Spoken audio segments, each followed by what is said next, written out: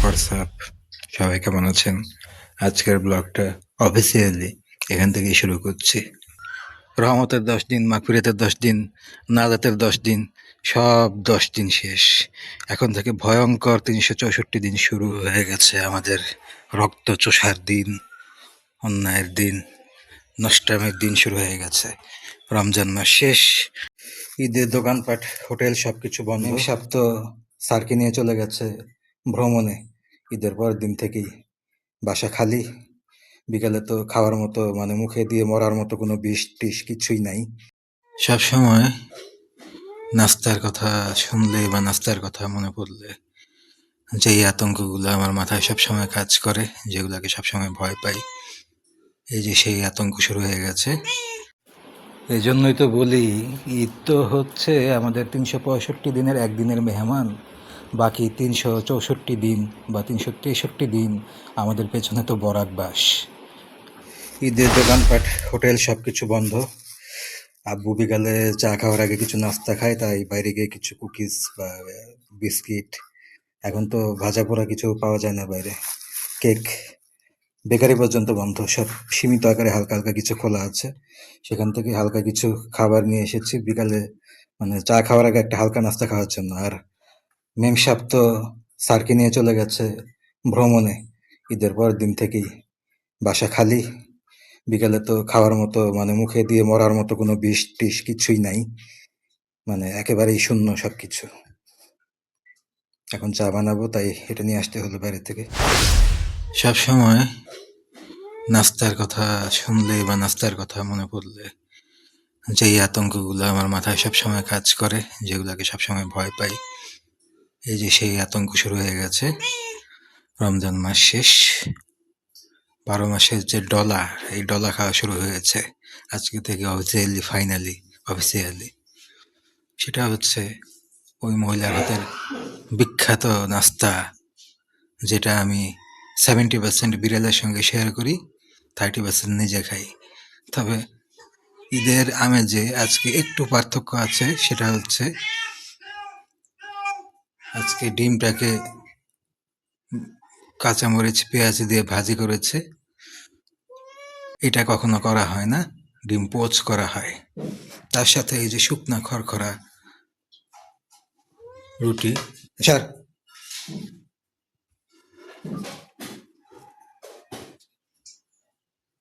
এবং টিকিটের মতো পাতলা পাতলা ছোট ছোট খড়খড়ে রুটি, এবং আজকে দেওয়া হয়েছে ডিম ভাজি।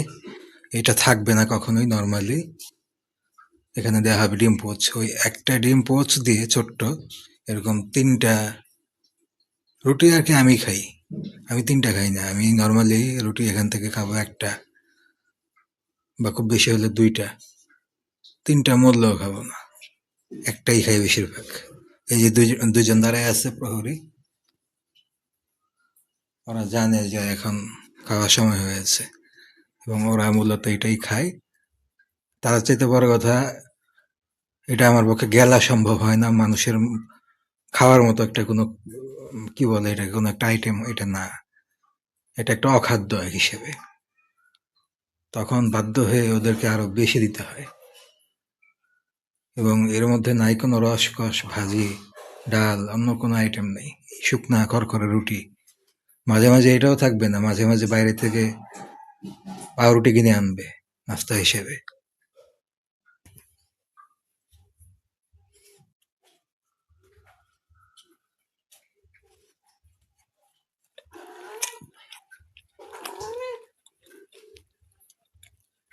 আজকে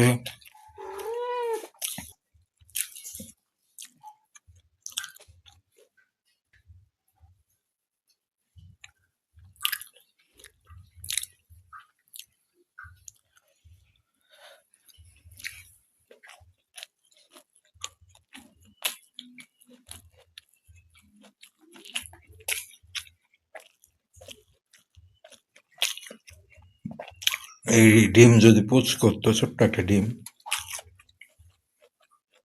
তখন এই রুটি কিভাবে গলা দিয়ে ঢুকে, এটা জাস্ট একটু চিন্তা করেন কিভাবে খায় মানুষ। এইভাবে গত 6টা বছর টর্চার সহ্য করছি, কতভাবে, দিনের বছরের 70 থেকে 90% নাস্তাই করি নি ঠিক মতো, মানে এটাকে নাস্তা করা বলে না। যে ওরা যে লাভ দিয়ে কোলে উঠে আসে, এমনি আসে না, আসে কারণ দিনের পর দিন ওরা দেখছে না খেয়ে থাকতে, ওরা খাবারগুলো খাইছে, খেয়ে খেয়ে অভ্যাস হয়েছে, এই কারণে এরকম করে। এই মহিলার কারণে যে কত ধরনের ক্ষতি হয়েছে, স্পেশালি আমার খাদ্য, বস্ত্র, বাসস্থান, মানবিক মৌলিক যত ধরনের অধিকার আছে জীবনে, কত কিছু যে হারাইছি লাইফে, কত অত্যাচার সহ্য করছি মহিলার কারণে। এই মহিলা লুপ্তরাজ, নোংরামি, নাস্তার, এই যে নাস্তার চেহারাটা, এই নাস্তা যখন বছরে 364 দিন খেতে হবে, শুকনা খড়খড়া রুটি, তার সাথে ডিম পোচ, আমি নিশ্চিত এখনো যে পরিমাণ গরুর মাংস আছে, 4 জন মানুষ, মানে 4 জন মানুষ একসাথে আরও 4 বেলা খেতে পারবে, এই পরিমাণ বিফ আছে, এবং চিকেনও প্রায় এরকম আছে। মানে আরও বলতে গেলে প্রায় 2 দিন খাওয়ার মতো উপযুক্ত জিনিস এখানে আছে। আমাদের জন্য ভিন্ন খাবার শুরু হয়ে গেছে কালকে থেকেই, বলতে গেলে কালকে থেকেই। তাহলে এবার বোঝেন, তাহলে বছরের বাকি সময়টা আমাদের সাথে কি কি হয়, কি কি সহ্য করি, কি ধরনের খাবার খাই, এবং কেন দিনের পর দিন খেয়ে না খেয়ে থাকতে হয় আমাদেরকে। যেমন আজকে ছিল খড়খড়ের রুটি, ঈদের মধ্যেই, ঈদ উপলক্ষে মনে করেন ভিআইপি খাবার হিসেবে কাঁচামরিচ পেঁয়াজ যুক্ত করে ডিমটাকে ভাজি করে দেওয়া হয়েছে। নর্মালি এটা করা হয় না, এটা অনলি ডিম পোচ করা হয় তেলবিহীন, এবং সে যে কি বিশ্রী স্বাদের, বিশ্রী গন্ধের, ডিমের কাঁচা কাঁচা গন্ধ, এটা যদি কেউ খায় কোনো মানুষ সহ্য করতে পারবে না। তখন এই যে বিড়াল দুইটা দাঁড়ায় থাকে পাশে, ওদেরকে দিয়া ওদেরও পেট ভরি, আমি নিজেকেও বাঁচাই, খাবার নষ্টের হাত থেকে খাবারটাকেও বাঁচাই, বিভিন্ন কাজ একসাথে করি। এই আতঙ্ক, এই ভয় এই রোজার মাসটা জুড়ে আমার মধ্যে কাজ করে। সেই আতঙ্ক, সেই ভয়, রোজার মাস শেষ, এখন এই যে বাস্তবে পরিণত হলো, এই যে আজকের থেকে অফিসিয়ালি মানে এই সুপার ডি গ্রেড নাস্তা শুরু হলো। এটা চলবে সামনে।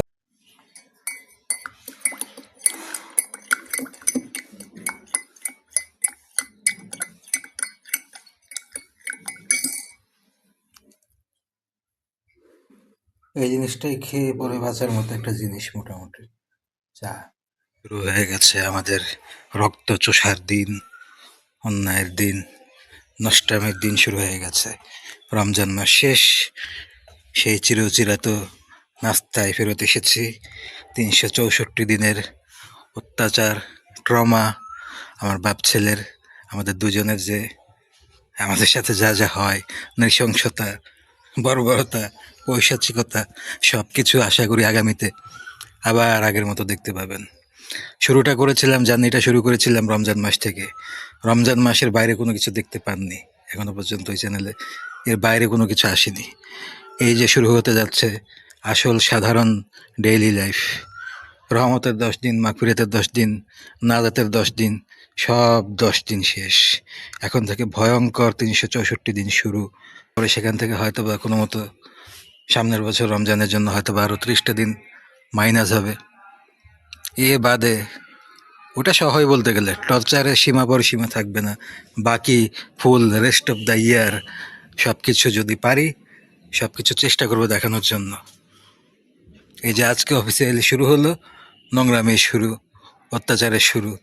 এরপর দেখতে পাবেন যে খাওয়া কাকে বলে, কিভাবে কিভাবে আমাদের দুজনের চর্বি বের করা হয় ছেটে ছেটে কেটে কেটে, কতবেলা খেয়ে না খেয়ে থাকতে হয় এবং কী কী খেতে হয়, এবং এই যে খাওয়া নিয়ে যে এক ধরনের নোংরামি, পলিটিক্স, এগুলো সব কিছুই দেখা যাবে আগামীতে। শুধু সামনের দিনগুলো যদি আমি থাকি এবং সব কিছু ঠিক থাকে, তাহলে হয়তো বা সব কিছু দেখাতে পারবো। আমাদের আসল খাবার শুরু হয়ে গেছে।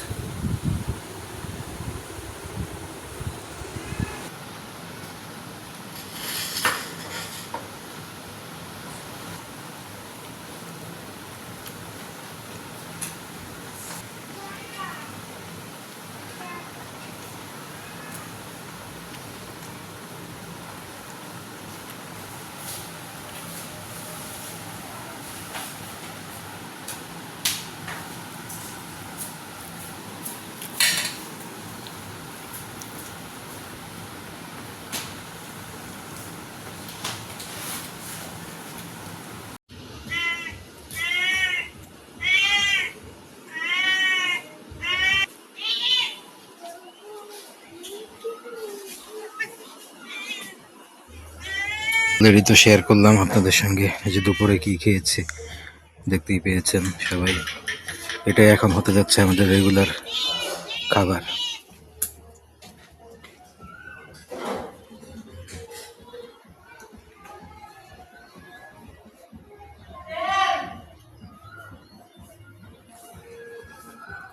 এখান থেকে আমরা ফিরে আসছি আমাদের নর্মাল রুটিনে। আমাদের প্রতিদিনের যেটা নর্মাল খাবার সেটা হচ্ছে ডিম ভাজি। এখন থেকে এটাই হতে যাচ্ছে আলাদা খাবার, আর তাদের জন্য তো আলাদা স্পেশাল রেগুলার রান্না হবেই।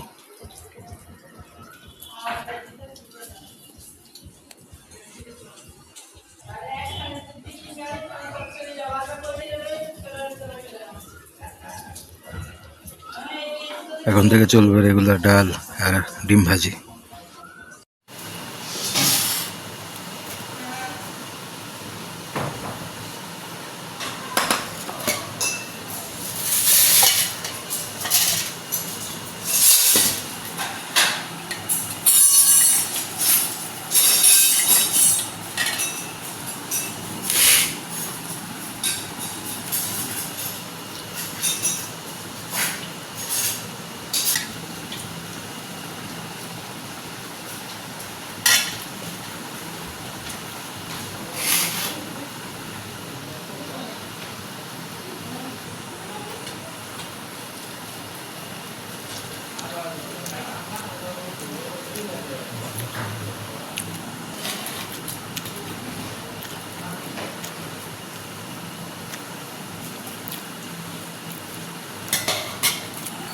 শুরু হয়ে গেছে গঙ্গা জল, শুরু হয়ে গেছে ক্ষুদা। হয়তো আপনারা মাছ দিছে, ভিআইপি পাইছেন। তারপরেও রুই মাছ আমরা কইতাছে এমন হইতে পারে যে এই তরকারি রাঁধছে এই জায়গায় আমার দেয় নাই, এটা আমার তরকারি। এই যে টর্চার তো মাত্র শুরু, যে 11 মাসের ধাক্কা শুরু হইতেছে। হ্যাঁ তো অলরেডি খাই নাই, হ্যাঁ তো খাইছে এখন গরু মাংস শেষ হয় নাই। প্রত্যেক বেলায় গরু মাংস, মুরগি, কোল্ড ড্রিঙ্কস খাইতেই আছে, শেষই হয় নাই। মনে হয় হারা এটা খাইব পৃথিবী উল্টা গেল না, আজাব শুরু হইতেছে সামনে। এই যে আজকে 2 বেলা ডিম। ডাইল ছাড়া দেওয়া হয় কি আমগো? ডাইল খাইবেন না তো খাইবেন কি? ঈদের মতো গরু মাংস খান নাই, আল্লাহ কোরবানি ছাড়া গরু মাংস চোখে থাকবেন? উল্টা আপনাদের মাংসটুক বাছাইয়া সিস্টেম করে হারা ওদিক দিয়ে লাট দিচ্ছে। আপনার বাঘের মাংসটা বেঁচে গেছে, 3 টুকরা দিলেও তো দিত না, যে পরে খাইবেন, পরে খাওয়াইব। সুযোগ আসছিল, খান নাই মাংস। এর থেকে বড় করাই বড় মাংস আসছিল, দিন ভরে খাইছে। এগুলো খাই দেয় তো কোক লাগে। ঈদের পরের দিন থেকে ডিম ভাজি শুরু হয়ে গেছে। বাকি 11 মাস কী হইব চিন্তা করেন।